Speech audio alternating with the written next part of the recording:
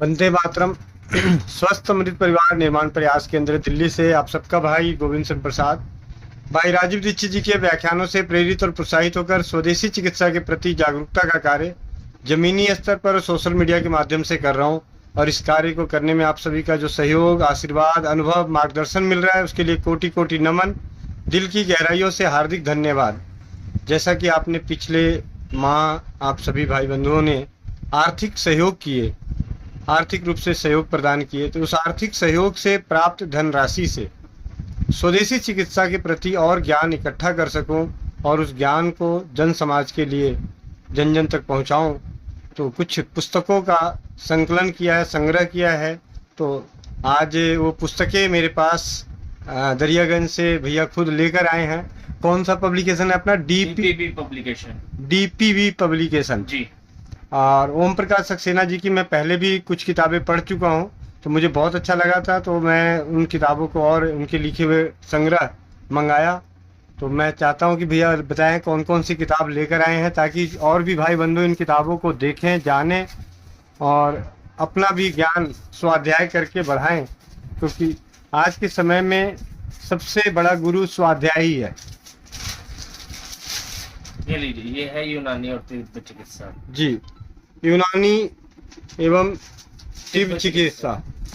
जी, ये हकीम लुकमान के नुस्खे। हकीम नुकमान के चमत्कारी नुस्खे।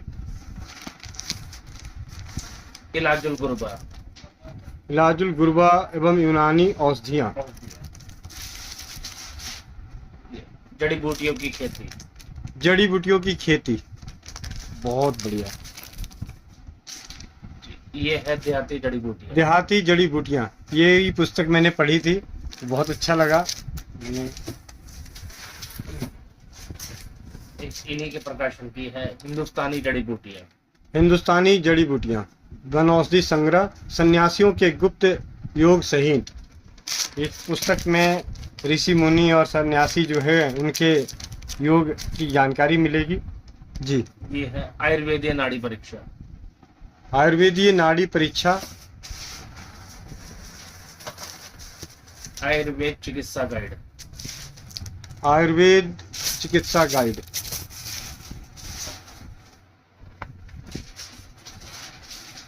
Homeopathic materia Medica. Homeopathy materia Medica. विग्रह पढ़ते। जी,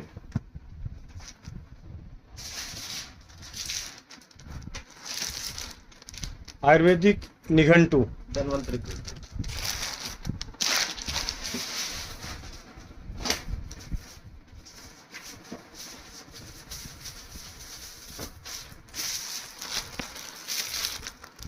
सरल होम्योपैथी गाइड।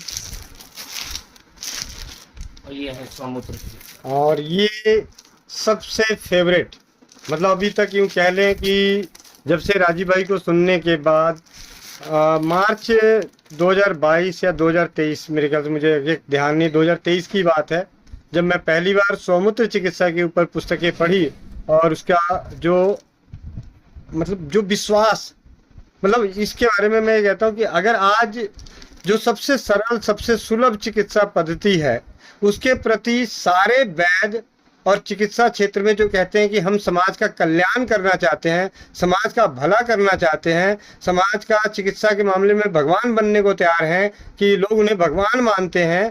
कई ऐसे सोशल मीडिया पे मैंने देखा है, व्यक्तिगत रूप से और ज़मीनी स्तर पे, कि लोग उन्हें भगवान मानते हैं, लेकिन उस भगवान को इस चिकित्सा पद्धति की, जो सबसे सरल चिकित्सा पद्धति है, इस पद्धति के बारे में वो लोग क्यों नहीं बोलते। इस बात का दुख है मुझे, इस बात का दुख है। और यहाँ से समझ में आता है कि जो सबसे सरल चिकित्सा पद्धति है, इसके बारे में जो चिकित्सा के सारे ज्ञाता और जो अध्ययन करने वाले हैं, रिसर्च करने वाले हैं, इस चिकित्सा पद्धति पे चुप हैं। इसका मतलब कि वो भगवान नहीं, व्यवसायी हैं, वो व्यवसाय करना चाहते हैं। क्योंकि हमारे देश के प्रधानमंत्री मोरारजी देसाई एक प्रधानमंत्री होते हुए उन्होंने सबसे सरल सुलभ चिकित्सा पद्धति स्वमूत्र चिकित्सा के प्रति बिना अपनी, मतलब कहते हैं, इमेज को ध्यान में रखे हुए, सिर्फ समाज हित के लिए उन्हें खुले तौर पे बोला।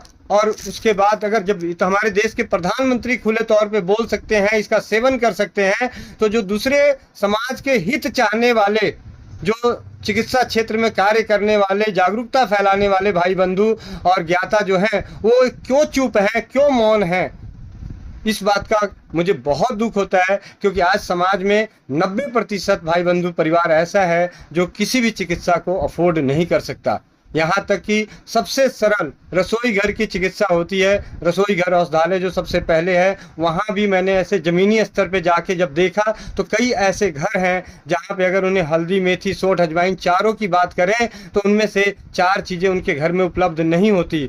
कई घरों में तो मैंने पिछले साल जब मैं बंगाल के दौरे पे था तो वहाँ पे जाके देखा तो वो रोज़ के मसाले, कितना तेल, कितना नमक, कितनी हल्दी, कितनी मिर्च लगती है, शाम को लेके आते हैं। यानी सुबह से लेके शाम तक काम करते हैं और शाम को जो पैसे इकट्ठे होते हैं उससे मसाले लेके आते हैं और घर की सब्जी और भोजन बनाते हैं। तो ऐसे भाई बंधुओं के लिए ये चिकित्सा पद्धति सबसे सरल है।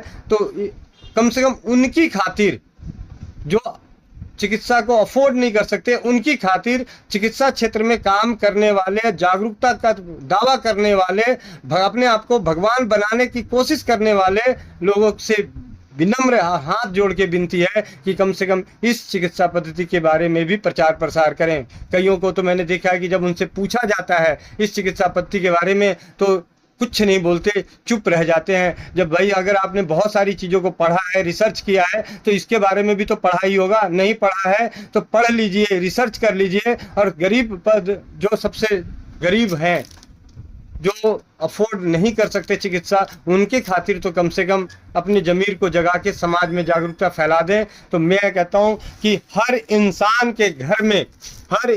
के घर में स्वमूत्र चिकित्सा की पुस्तकें होनी चाहिए और इसका स्वाध्याय करना चाहिए। ना जाने कब किस मोड़ पे आपको कोई तो ऐसा दिन हो सकता है, आपके भी दिन आ सकते हैं कि जब आपके पास धन खत्म हो जाए, तो उस वक्त यही चिकित्सा पद्धति आपके लिए वरदान साबित होगा। जी भैया।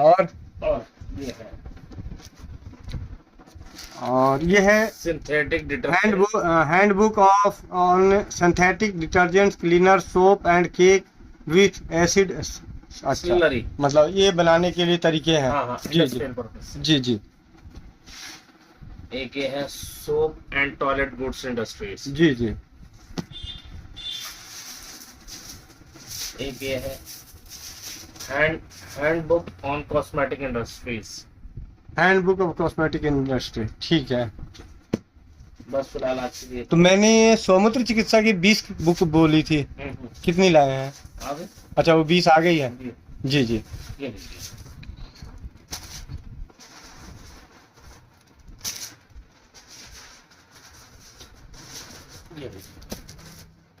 बहुत बहुत धन्यवाद भैया कि आप ये रात के 11 बजने में 5 मिनट बाकी है और इस वक्त आप हमें सर्विस दिए, सेवा दिए, इसके लिए बहुत बहुत धन्यवाद जी। वंदे मातरम, जय हिंद, जय भारत, जय राजीव बात।